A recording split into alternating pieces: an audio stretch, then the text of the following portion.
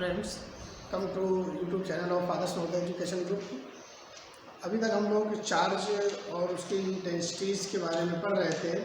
तो आज जो हम डाइपोल यानी द्विध्रुव के कारण निरक्ष परिस्थिति के लिए कोई बिंदु होगा जहाँ पर तीव्रता की गणना करेंगे।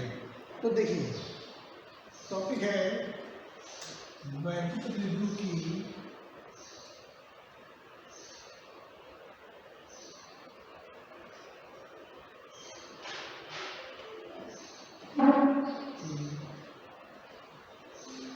निरक्षीय या विश्वत्व।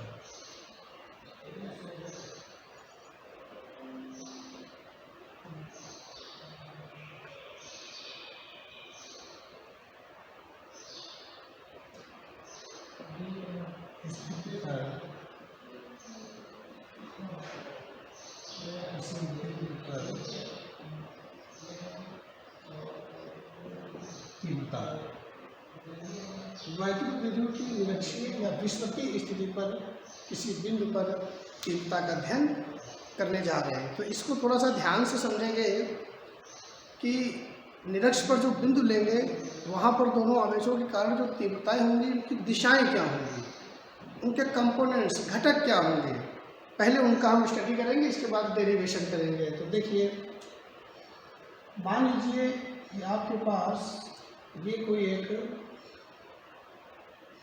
वैद्युत द्विध्रुव AB है जिसके A सिरे पर -q या B सिरे पर +q आवेश है। इसके मध्य बिंदु O से r दूरी पर कोई बिंदु P है, निरक्ष पर है। निरक्ष का मतलब मैंने बताया था कि बिंदु के मिलाने वाली रेखा के मध्य बिंदु पर जो लंबवत पॉइंट्स होते हैं वो निरक्ष या विश्वकीय बिंदु कहलाते हैं। इस बिंदु P पर हमें जिस द्विध्रुव के कारण तीव्रता की गणना करनी है, तो जो +q आवेश के कारण तीव्रता होगी वो मुझे पता है बाहर की ओर होती है। तो इसकी तीव्रता को मैंने बाहर की ओर प्रदर्शित कर दिया और इसको मैंने E1 मान लिया। -q के कारण जो तीव्रता होती है वो अंदर की ओर होती है, इसको मैंने E2 मान लिया। एंगल या मैंने थीटा एज्यूम कर दिया। अब देखिए, यहाँ पर तीव्रता की दो दिशाएं हैं, हमें परिणामी तीव्रता निकालनी है और उसकी डायरेक्शन निकालनी है।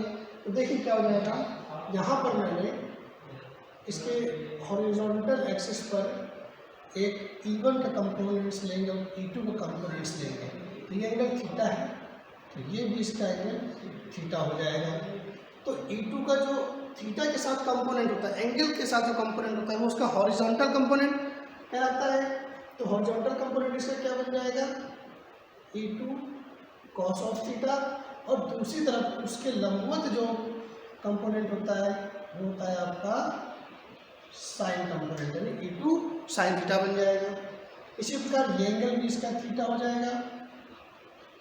तो E1 का ये कंपोनेंट जो क्षैतिज घटक है वो बन जाएगा E1 cos थीटा, और इसका जो ऊर्ध्व घटक बनेगा वो हो जाएगा E1 sin थीटा। अब मैं इस पॉइंट P पर जो कंपोनेंट्स हैं उनको मैं एक अलग डायग्राम में बना दूंगा उसको समझने के लिए। कि ये जैसे पॉइंट हो गया O पॉइंट में ऊपर की ओर इंटेंसिटी E1 sin थीटा, और हॉरिजॉन्टल पर जो कंपोनेंट इधर की ओर जा रहा है वह है आपका E1 cos ऑफ थीटा।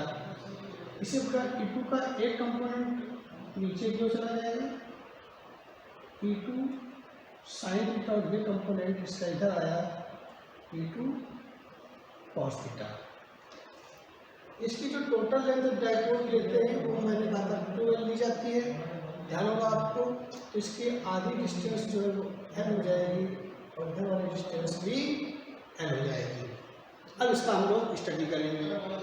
तो स्टडी करने के लिए मैंने कहा था कि किसी भी डेरिवेशन के लिए बोर्ड एग्जाम में लैंग्वेज लिखना जरूरी होता है, भले ही वो शॉर्ट हो छोटी हो उससे फर्क नहीं पड़ता, उस डायग्राम के अकॉर्डिंग आपको अपनी लैंग्वेज प्रदर्शित करनी है। तो देखिए इसकी लैंग्वेज क्या हो जाएगी, माना कोई 2L लंबाई का एक वैद्युत द्विध्रुव ए बी है, लैंग्वेज माना कोई 2l लंबाई का एक वैद्युत द्विध्रुव ए बी है, इसके मध्य बिंदु O से स्मॉल r दूरी पर निरक्ष पर कोई बिंदु P है जहां पर हमें विद्युत क्षेत्र की तीव्रता की गणना करनी है। प्लस Q के कारण तीव्रता E1 चित्रानुसार बाहर की ओर, जबकि माइनस Q आवेश के कारण तीव्रता E2 अंदर की ओर होगी। अब E1 और E2 दो डायरेक्शंस हैं, इनके मैंने कंपोनेंट्स ले लिया। माना जो A से P को मिलाने वाली रेखा है वो द्विध्रुव के साथ में थीटा कोण बनाती है। अतः E1 का क्षैतिज घटक E2 cos थीटा व ऊर्ध्व घटक ऊर्ध्वाधर नीचे की ओर E2 sin थीटा चित्रानुसार होंगे। इसी प्रकार E1 का horizontal component E1 cos theta और ऊर्ध्व घटक आपका E1 sin थीटा चित्रानुसार प्राप्त होंगे, जिसे अलग चित्र में दर्शाया गया है। ये बिंदु P है आपका। ओके, अब देखिए हम लोग क्या करेंगे, पहले प्लस Q के कारण तीव्रता निकालेंगे और फिर माइनस Q के कारण तीव्रता निकालेंगे। तो प्लस Q के कारण तीव्रता, प्लस Q के कारण बिंदु P पर तीव्रता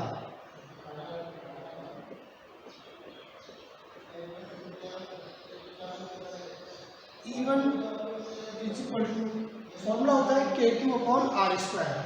तो KQ/R² का मतलब क्या हो गया, P प्लस Q से बिंदु P की दूरी, इसका बेस हो गया L और इसका परपेंडिकुलर R, तो इसकी लेंथ हो जाएगी √R² प्लस L²। अब देखिए क्या हो जाएगा इसमें, √R² प्लस L², यानी ये पाइथागोरस प्रमेय से मैंने इसका कर्ण निकाल लिया। यहाँ लिख दिया जाएगा आपका PP²।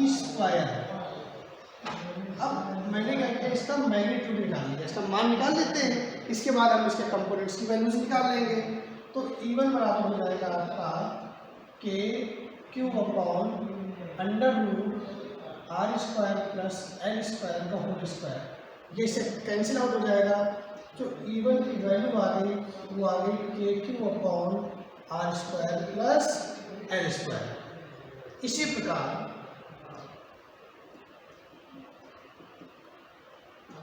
माइनस Q के कारण तीव्रता, कहाँ पर P पर ही निकाल रहे हैं, तो E2 का जो मैग्नीट्यूड हो जाएगा वो हो जाएगा KQ/, ये डिस्टेंस कितनी हो जाएगी, इसका भी बेस L है और इसकी हाइट R है, तो इसकी हो जाएगी √R² प्लस L²।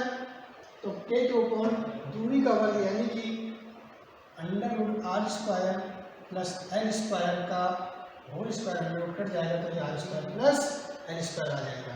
तो E1 और E2 के जो मान हैं वो आपस में बराबर हैं, परिमाण बराबर है, क्योंकि बराबर दूरी पर बिंदु है। तो चूंकि E1 की जो वैल्यू है वो E2 के बराबर है, अतः E1 sin थीटा का मान E2 sin थीटा के बराबर हो जाएगा। या आप यूँ कह सकते हो कि दोनों तरफ मैंने साइन थीटा का मल्टीप्लाई कर दिया, तो E1 और E2 बराबर है, तो E1 sin थीटा और E2 sin थीटा भी आपस में बराबर हो जाएंगे। अब आप सोचिए, बिंदु P पर E1 sin थीटा ऊर्ध्वाधर ऊपर की ओर है, जबकि E2 sin थीटा ऊर्ध्वाधर नीचे की ओर है और परिमाण में बराबर है। इसका मतलब बिंदु P पर ऊर्ध्व घटकों के कारण तीव्रता परिमाण में बराबर परंतु दिशा में विपरीत है, अतः ये एक दूसरे को कैंसिल कर देंगे, यानी इनके कारण बिंदु P पर जो तीव्रता है वो शून्य होगी इन दोनों के कारण। जबकि E1 cos थीटा और E2 cos थीटा दोनों एक ही डायरेक्शन पर अप्लाई हो रहे, अतः ये क्या हो जाएंगे, संयोजित हो जाएंगे, इनका योग हो जाएगा। तो देखिए इसको हम आगे सॉल्व करेंगे। तो देखिए जरा, तो मैं इस चीज़ को हटा देता हूँ, यहाँ पर एक लैंग्वेज लिखी जाएगी। क्या लैंग्वेज लिखी जाएगी कि स्पष्ट है कि E1 sin थीटा व E2 sin थीटा परिमाण में बराबर परंतु दिशा में विपरीत हैं, अतः ये एक दूसरे को निरस्त कर देंगे। फलस्वरूप बिंदु P पर परिणामी तीव्रता E1 cos थीटा व E2 cos थीटा के कारण चित्रानुसार एक ही दिशा में होगी। तो अब हम तीव्रता निकालेंगे बिंदु पी पर कुल। इसको मैं हटा देता हूँ और ये ध्यान रखेंगे E1 की वैल्यू कितनी है और E2 की वैल्यू कितनी है, तो ये दोनों मान याद रखेंगे। इसको मैं यहाँ से हटा देता हूँ।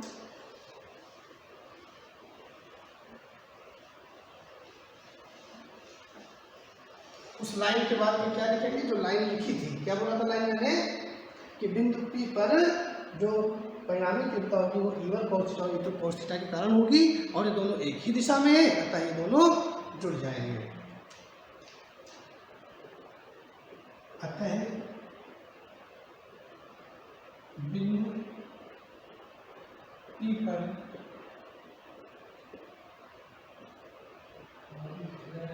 परिणामी तीव्रता क्या हो जाएगी, तो देखिएगा E बराबर हो जाएगा E1 cos theta plus E2 cos theta. अब ये अदिश रूप में लिखा है, अगर इसको वेक्टर फॉर्म में लिखना चाहते हैं तो बिल्कुल लिख सकते हैं।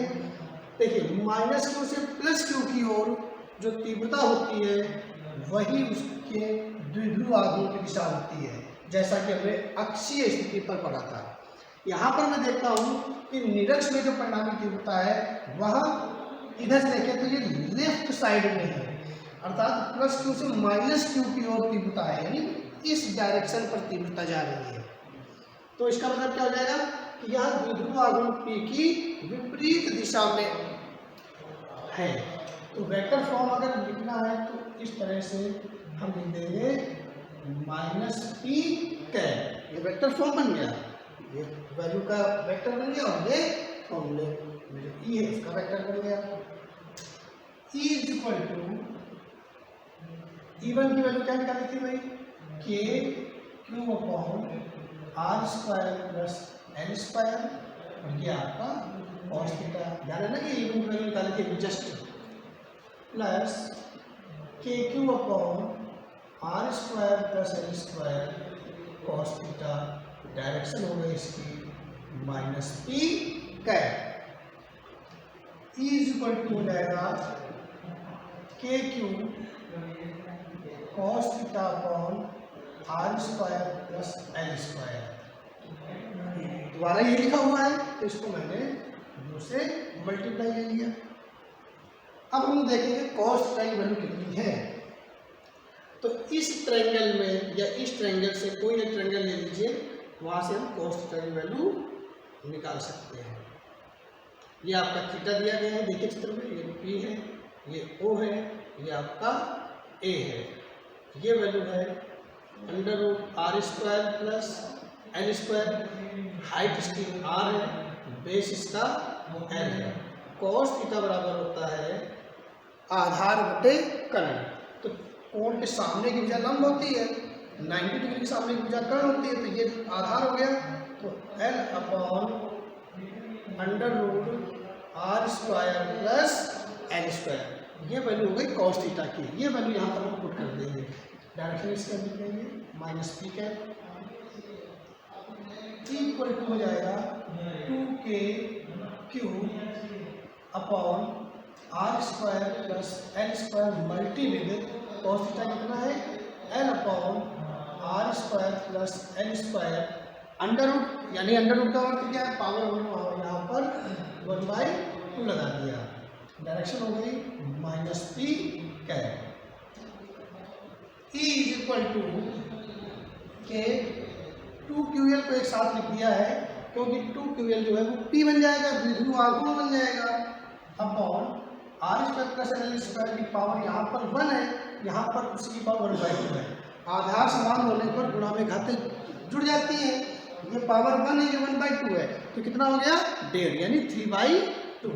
तो ये पावर हो गई आपकी R square plus L square की पावर 3/2 एंड माइनस P है। Okay, now E is equal to K P upon R square plus L square की power 3/2 and the direction is minus P cap. यहाँ पर लिख देंगे because of 2L is equal to P। अब हम लोगों ने पहले भी चर्चा की थी और फिर वापस एक बार देख लेते हैं। जो द्विध्रुव होता है, आदर्श द्विध्रुव में आवेशों का मान तो अधिक होता है और बिंदु आवेश होते ही है, लेकिन उनके बीच की जो डिस्टेंस होती है वो बहुत कम होती है, अति अल्प होगी। जितनी डिस्टेंस कम होगी वो द्विध्रुव आदर्श द्विध्रुव कहलाएगा। तो देखिए क्या हो जाएगा यहाँ पर, R is very very greater than L, अतः L स्क्वायर टेंड्स टू 0, यानी R स्क्वायर इतना बड़ा हो जाएगा कि L स्क्वायर को उसमें जोड़ने पर या घटाने पर कोई फर्क नहीं पड़ेगा। तो इसको हम नेगलेक्ट मान लेंगे, तो यहाँ पर वैल्यू बचेगी R स्क्वायर। तो now we can write is equal to K P upon R square to the power 3/2 and minus E cap. Is equal to जाएगा के पी अपॉन ये स्क्वायर से कट जाएगा R cube minus E cap.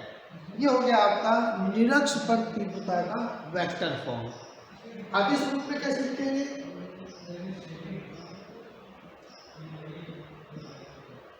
आगे इस रूप में कुछ इस तरह लिखा जाएगा, ई इक्वेटोरियल, इक्वेटोरियल मतलब होता है निरक्ष को, अंग्रेजी में इक्वेटोरियल कहते हैं, तो हमने इक्वेटोरियल किया या फिर ई निरक्ष लिख दें, कोई फर्क नहीं पड़ता। Is equal to K P upon R cube. This is your intensity due to electric dipole at equatorial point. ध्यान से इसको देख लीजिए, कोई पॉइंट अगर क्लियर नहीं है तो उस लाइन को आप कमेंट बॉक्स में डाल दीजिएगा, आपको उसका आंसर मिल जाएगा। अब हम इसमें देखेंगे, एक कंपैरिजन करेंगे, तुलना करेंगे कि अक्ष और निरक्ष पर तीव्रता कहाँ ज़्यादा होती है, किसमें ज़्यादा होती है।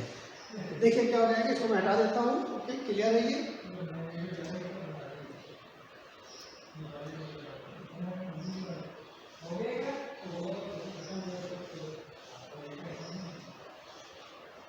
अब देखिए यहाँ पर एक नोट पॉइंट के रूप में इसको हम लोग समझने की कोशिश करेंगे कि ई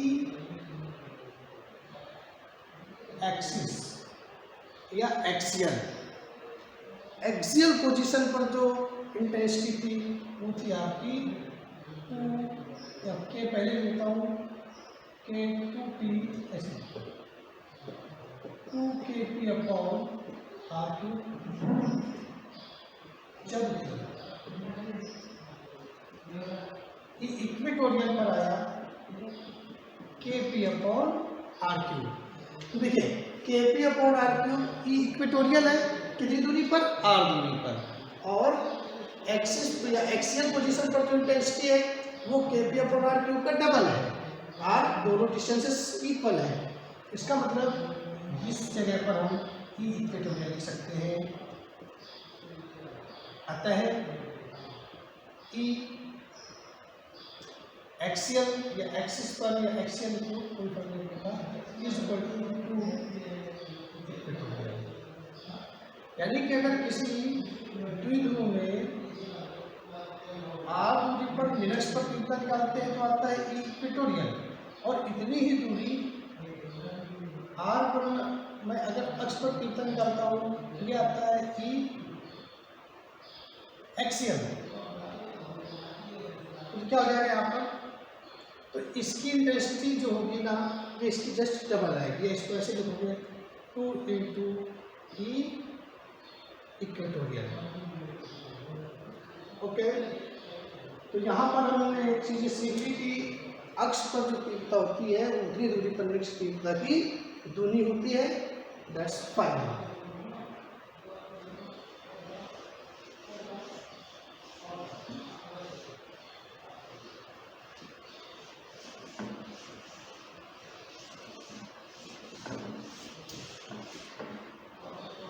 अब हम लोग अगले टॉपिक में किसी द्विध्रुव के कारण किसी अन्य बिंदु पर इंटेंसिटी का स्टडी करने जा रहे हैं, और ये हम पढ़ेंगे अगले वीडियो में, अगले लेक्चर में। तब तक आप इस वीडियो को देखें, समझें, जो प्रॉब्लम हो आप पूछें और स्टडी करें। इस टॉपिक में जो प्रॉब्लम हो उसको आप कमेंट बॉक्स में दीजिए और ज़्यादा से ज़्यादा इसको शेयर कीजिए। धन्यवाद।